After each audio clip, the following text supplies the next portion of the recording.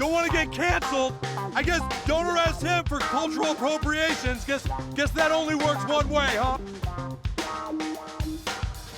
It's hard to think of a TV show that was less on board with the idea of canceling someone than South Park.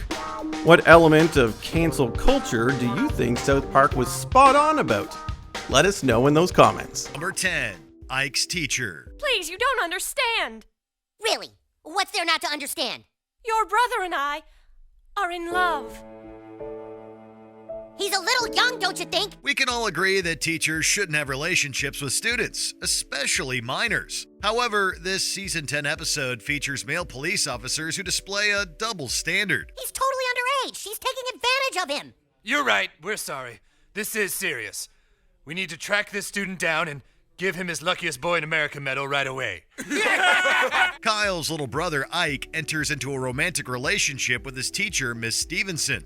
When the police are told, instead of trouble for the teacher, they want to congratulate Ike, seeing a relationship between a woman and an underage boy as acceptable. It takes concerted pressure for the police to actually take action. Are you going to do nothing? All right. We'll make a report. Jesus. Number 9, PC Principal versus Eric Cartman. PC Principal is the new administrator hired to shape up South Park Elementary and help them get with the times. This, of course, does not sit well with the boys, or their dads for that matter. So the kids come up with a ploy to frame the progressive school administrator. This certainly doesn't look good for you.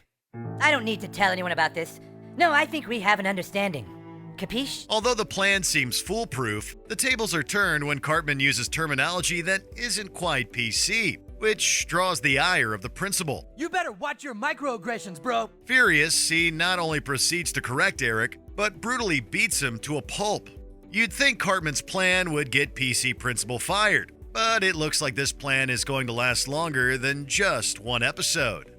Number 8, mislabeling PC Principal. You got a problem with me?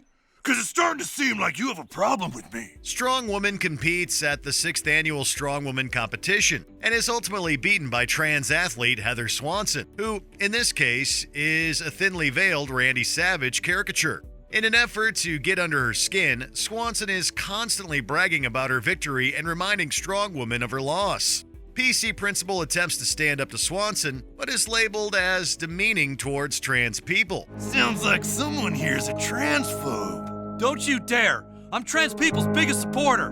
What I think you are is a terrible sport. Transphobe! Things escalate even further when PC Principal stands up to Swanson during a television appearance and, in a moment of rage, shoves her. Transphobe!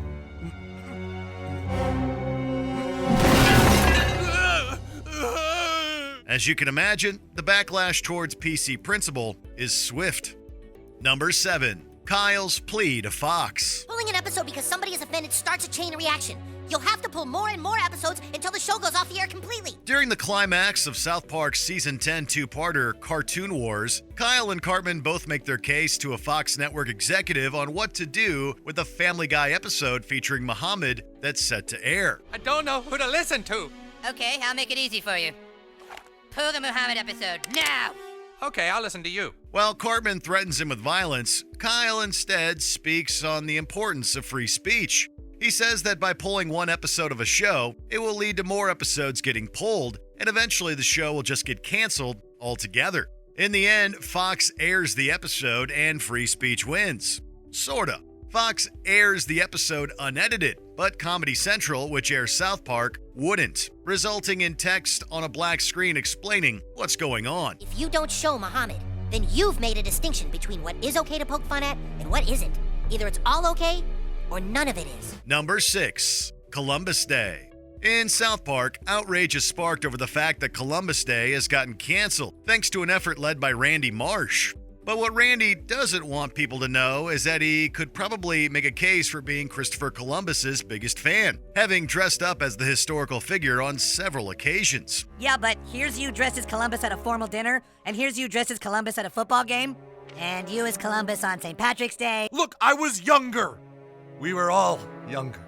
What follows is an over-the-top bonkers plan to conceal this secret to avoid repercussions, should the truth come out. Okay, Let's get this over with. In the end, the holiday gets rebranded as Indigenous Peoples Day, but not for the reasons one might expect. Do you even know what indigenous means, you frickin' idiot? That's the spirit, Dave. Come on, everybody. Let's just all be totally indigenous. Come on. Although Randy's shenanigans remain the focus of the episode, Holiday Special shines a light on the controversies around Columbus Day, which many have suggested should be canceled and no longer celebrated.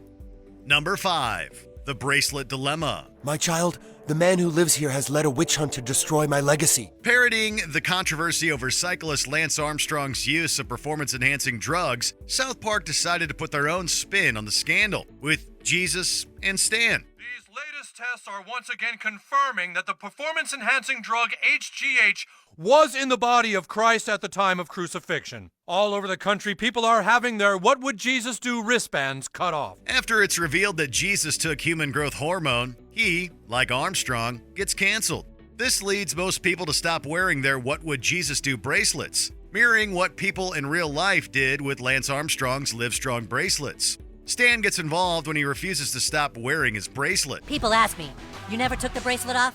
Not once? No, never. Not ever.